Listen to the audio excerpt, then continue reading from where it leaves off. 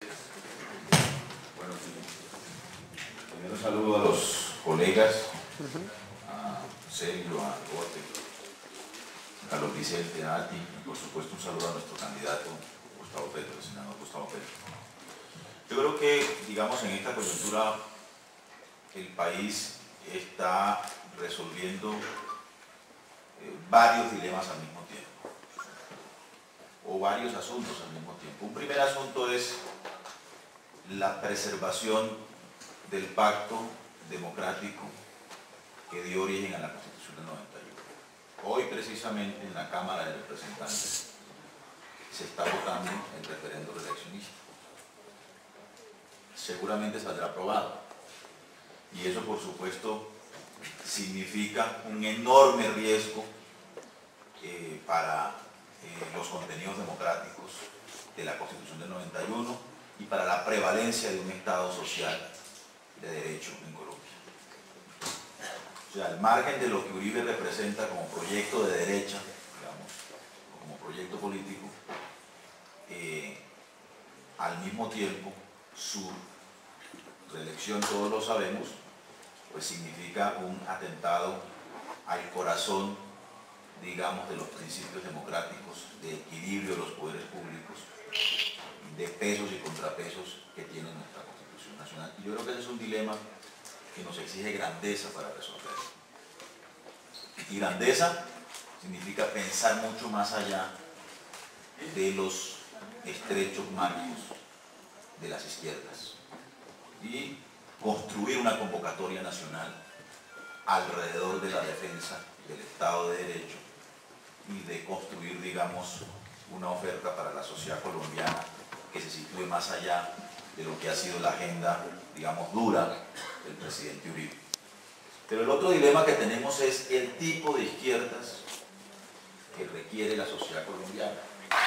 Ustedes han visto además el escándalo que se ha producido recientemente por las declaraciones del presidente Chávez respecto al Polo Democrático, pero además la desafortunada decisión del Polo de ir a visitar al presidente Chávez y ahora visitar al presidente Correa, de donde se ha derivado, digamos, en un ambiente de polarización, además de un nacionalismo exaltado, pues una arremetida contra el Polo y contra, digamos, lo que pudiera ser la autonomía del Polo como proyecto político. Pero ese es solo uno de los episodios. Gustavo ha protagonizado de manera muy pertinente un debate sobre el tipo de proyecto político que debe encarnar el Polo Democrático. Y yo creo que ese es el otro dilema que tenemos que resolver. ¿Qué proyecto de izquierda le ofrecemos a la democracia colombiana? ¿Merece la sociedad colombiana? ¿Requiere la nación para ilegitimar de manera absoluta el uso de la violencia con fines políticos desde proyectos de izquierda?